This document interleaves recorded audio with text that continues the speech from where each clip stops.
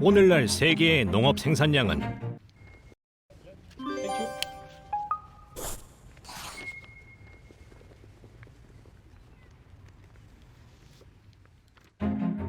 오늘날 세계의 농업 생산량은 120억 명의 인구를 먹여 살릴 수 있다고 합니다. 즉, 현재 인구의 2배까지 말이죠. 그런데 5초마다 한 아이가 굶어 죽습니다. 기아로 사망하는 아이들은 그러니까 살해당하는 거죠. 살해요. 헤지펀드와 대규모 은행들, 그리고 다국적 기업들은요, 매년 쌀, 밀, 옥수수에 대한 투기로 천문학적인 이익을 얻습니다. 또 아프리카 대륙의 농지를 탈취하고요. 다국적 기업들은 이 지구상에 세계화된 금융자본의 집단 독재 체제를 이룩했는데요. 그 독재 체제는 수백만 명의 사람들이 매일 기아로 죽어가는 문제의 책임자입니다. 사회적 불평등은 어디서든 퇴치해야 합니다. 민주주의 사회에서는 용납할 수 없어요. Synthétique le capitalisme provoque inégalité dans la société. Alors vous croyez vraiment que le capitalisme peut être totalement disparu? 정말 중요한 이야기죠. 정말 중요해요.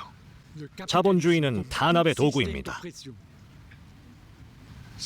이 야만적인 질서, 세계화된 금융기업의 지배, 세계는 이 야만적인 독재 체제에 놓여 있어요. 탄압의 도구로서 자본주의 체제는 완전히 파괴되어야 합니다. 종종 이런 말을 듣습니다. 자본주의를 개선할 수 있지 않을까요? 하지만 그 어떤 탄압 체제도 개선될 수는 없었습니다. 노예 제도는 수백 년간 지속되었는데요.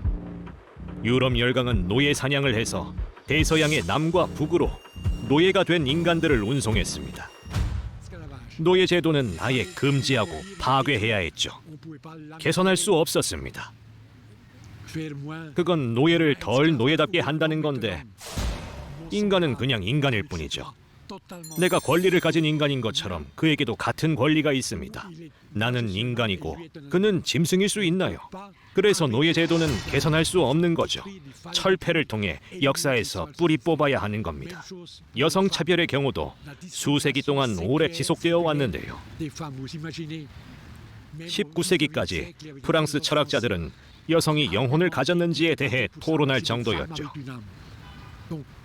아주 오랫동안 여성들이 겪어야 했던 신체적 차별, 경제적 차별, 그리고 사회적 차별은 사라져야 하는 겁니다.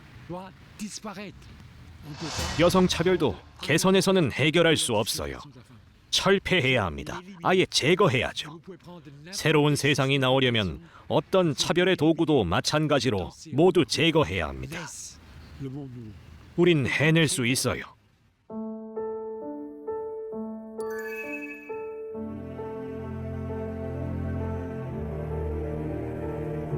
정말 적절한 질문이네요. 아주 적절해요. 바로 이 책, 왜 세계의 가난은 사라지지 않는가에서 다뤘는데요. 출간 당시 많은 비판이 있었습니다. 이 책의 끝에 새로운 세상이 어떤 것인지 말하지 않았거든요. 아무도 모르기 때문이죠. 정말 아무도 몰라요. 역사는 우리에게 미지의 것에 대한 가르침을 줍니다. 새로운 세계는 인간의 내부에서 해방된 자유로부터 만들어진 세계입니다. 예를 들어볼게요. 프랑스 혁명은 1789년 7월 14일에 일어났는데요. 포브르 생마르땡과 포브르 생앙뚜안 지역 등 변두리에 살던 노동자들이 함께 파리로 이동을 했습니다. 파리로 떠난 노동자들 중에는 가족들이 바스티유에 투옥된 이들도 있었어요. 바스티유는 성체이기도 하면서 왕의 정치적 감옥이었죠. 바스티유에 수감된 이들의 아내와 아이들은 아주 굶주린 상태였습니다. 노동자들은 말했죠. 더는 이렇게 살 수 없어. 우리 친구들을 해방시키고 집으로 데려와야 해. 바스티유에 가서 친구들을 데려오자. 그들은 행진에 나섭니다. 무기가 될 만한 칼이나 창과 같은 것을 손에 들고서요. 하지만 바스티유 앞엔 30m 넓이의 물이 채워진 해자가 있었습니다. 20m나 되는 높은 벽이 있었고요. 도무지 들어갈 길이 없었죠. 게다가 바스티유 감옥의 사령관 드로네는 도개교를 들어 올렸습니다. 아무도 바스티유로 들어갈 수 없도록요. 그때 갑자기 누군가 좋은 생각을 떠올렸습니다. 베르사유에는 라파에트 장군이 이끄는 부르주아 민병대가 있어요. 우릴 도울 겁니다. 장군을 찾아갑시다. 장군은 비록 오진 못했지만 대포 8개를 보유한 2개의 부대를 지원했어요. 포신들이 바스티유와 도개교를 향해 세워졌습니다. 결국 두려워진 드론의 사령관은 협상을 하기 위해 도개교를 내렸죠. 시민들은 바스티유를 점거하고 사령관을 죽인 뒤 수감자들을 해방시켰습니다. 이게 프랑스 혁명의 시작이죠. 혁명이 시작된 그날 저녁, 세느강과 바스티유 근처에 만약 한국에서 온 방송 기자가 있었다면 어땠을까요? 한국 방송이요. 도개교에 올라갔던 이들 중 한 명의 외투를 잡아 끌고서 이렇게 물어봤을 수도 있겠죠.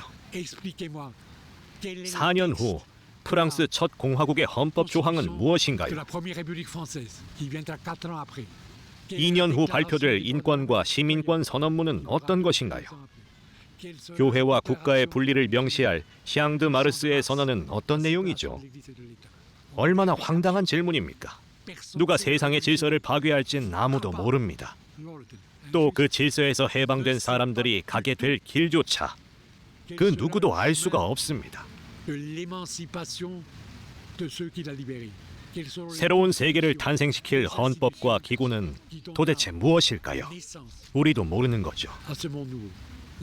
다만 한 가지는 알아요. 여러분도요. 무엇을 원하지 않는지는 알죠. 저는 야만적인 질서를 원하지 않고 5초마다 기아로 아이들이 죽어가는데 풍요로움이 넘치는 이 지구에서 살고 싶지 않아요. 이런 저의 부정의식은 아주 확고합니다. 그렇지만 우리가 만들어갈 다음 세상, 빅토르 위고가 말한 인간의 자유, 그 자유로 만들어질 새로운 세상이 어떨지는 우리도 잘 모릅니다. 확실한 건 말이죠. 인류 역사에서 우리의 경험을 살펴보면 해방의 역사가 계속 이루어졌다는 겁니다. 우리의 삶은 다 의미가 있고 역사 또한 의미가 있습니다. 프랑스 사회당을 창당한 장 조레스는 말했죠. 널린 시체가 가득한 길이 정의로 인도한다. 프랑스 혁명이 일어난 지 230여 년이 지났습니다. 그리고 오늘날 지구상의 많은 국가가 인권 관련 조항을 가진 공화국 헌법 아래에 살고 있죠. 살바도르 아옌데는 폭격을 당해 불타는 모네다 대통령궁에서 1973년 12월 11일 피노체트의 부대에 의해 살해당했습니다. 그의 가장 절친한 벗이자 시인인 파블로 네루다는 아옌데가 죽은 지 3주 만에 피노체트의 끈아풀들에 의해 이슬라 네그라 자택에서 독살당합니다. 네루다는 아름다운 시를 많이 남겼는데요. 그들은 모든 꽃을 꺾을 수 있어도 봄을 꺾지는 못한다. 우리의 적이 모든 꽃을 꺾을 수는 있지만 결코 봄의 주인공일 수는 없다는 거죠. 이게 바로 우리가 가질 수 있는 유일한 확신입니다.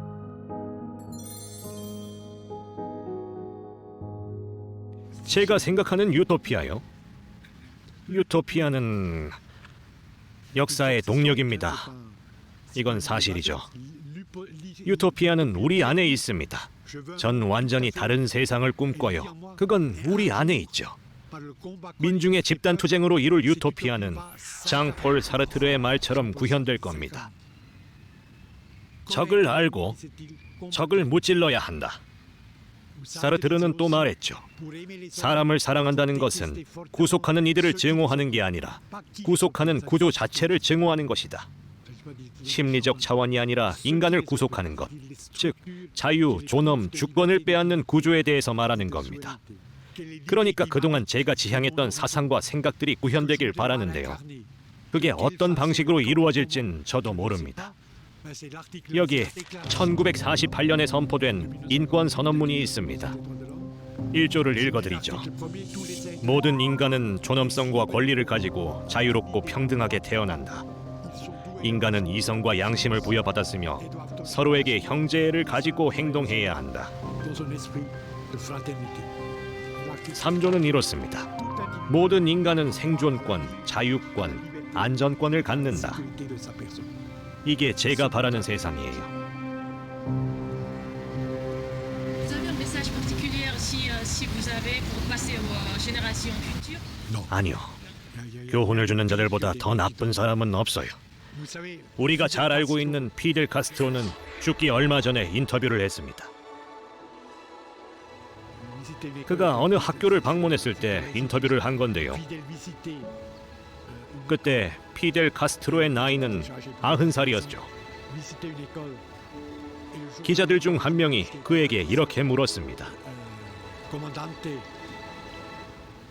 젊은이들에게 하고 싶은 말씀이 있나요? 피델은 말했죠. 그들이 부러워요.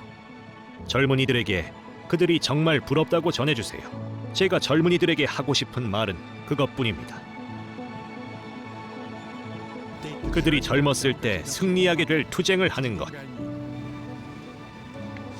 그 투쟁은 승리할 겁니다. 제가 좋아하는 간디의 문장 중 하나인데요. 마하트마 간디가 남아프리카 공화국에 머물고 있을 때 모두가 절망에 빠져 있었죠. 영국의 힘은 막강했고 인종차별도 심했어요.